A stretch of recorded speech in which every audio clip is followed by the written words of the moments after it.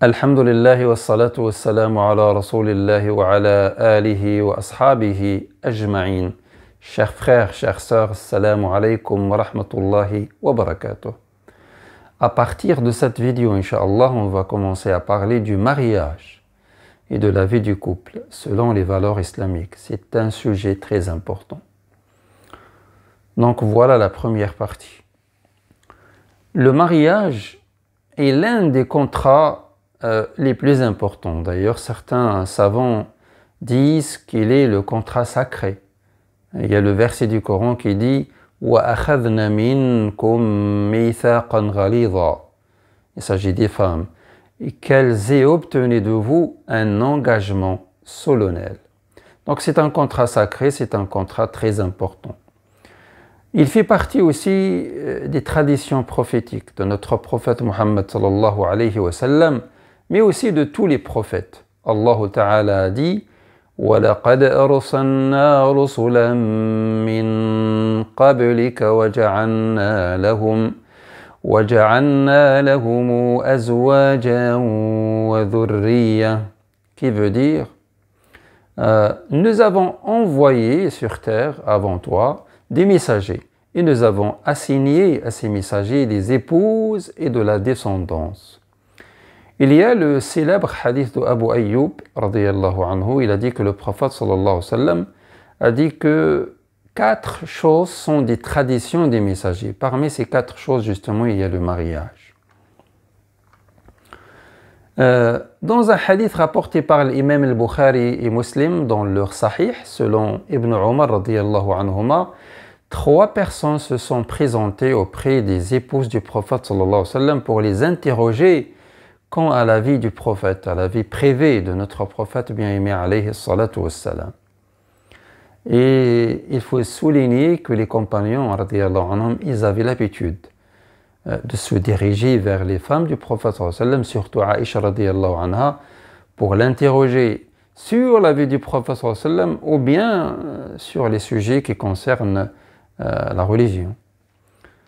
Après avoir entendu les paroles de certaines femmes du prophète sallallahu alayhi wa sallam, l'un des 3 personnes, il a dit « Quant à moi, je n'épouse pas les femmes », qui veut dire « Je vais consacrer toute ma vie à l'adoration ».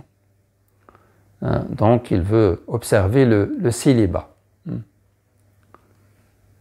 An-Nabi sallallahu alayhi wa sallam a dit par rapport à ses propos, « Quant à moi, je prie et je dors, je jeûne et je mange, et j'épouse les femmes. » Il a poursuivi en disant, « Et celui qui se détourne de ma sunna n'est pas des miens. » Les ulama, ils ont dit, ce hadith, c'est une preuve que le mariage fait partie de la sunna du prophète sallallahu alayhi wa sallam.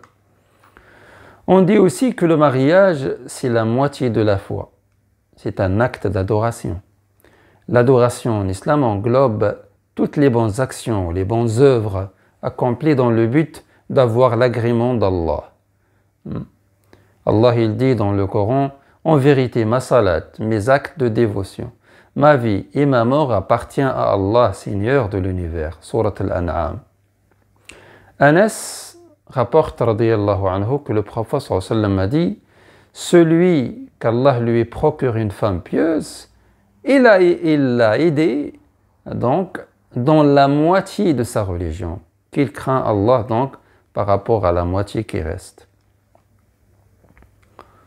At-Tirmidhi a rapporté d'après Abu Huraira radiyallahu anhu que le messager d'Allah alayhi wa sallam a dit « 3 personnes, Allah doit les aider, ou bien Allah va les aider. » Traduction à peu près. Allah subhanahu wa ta'ala va faciliter les choses à ces 3 personnes. Parmi eux, justement, la personne qui cherche à se marier pour se préserver du haram et pour fonder une famille. Puis il dit Et la femme est le meilleur trésor ajouté au capital de l'homme. Pour la femme, la même chose. La femme qui trouve un homme pieux, un homme qui a les qualités qu'il faut, c'est un trésor qu'on ne peut pas comparer aux choses matérielles de ce bas monde. Parlons un peu, pour ne pas tarder, de la première chose concernant le mariage, le choix. Le choix de la femme et le choix de l'homme. La femme est le pilier le plus important de la famille. C'est pour cela que l'islam a donné une grande importance pour le choix de la femme pieuse. Il a fait d'elle la meilleure jouissance qu'on doit espérer et désirer sur terre. Or, la piété n'est autre chose que le fait d'avoir la foi avec certitude, mais aussi le fait de respecter les devoirs et les obligations vis-à-vis de din, mais aussi vis-à-vis de la famille et de toute personne qui nous entoure.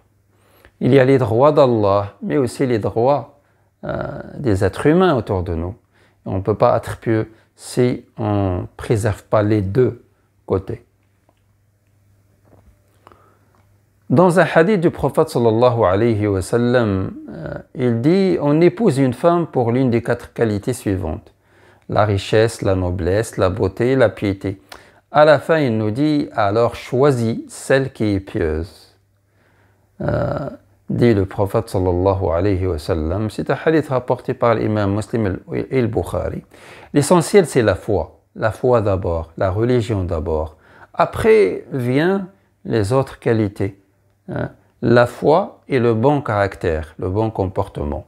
Après viennent les autres qualités, bien sûr, qui sont importantes. At-Tirmidhi Ibn Majah ont rapporté d'après Thawban, radiyallahu anhu, lorsqu'Allah subhanahu wa ta'ala a révélé à son prophète sallallahu alayhi wa sallam les versets de Surat At-Tawbah à ceux qui entassent l'or et l'argent et ne les dépensent pas pour la grâce d'Allah.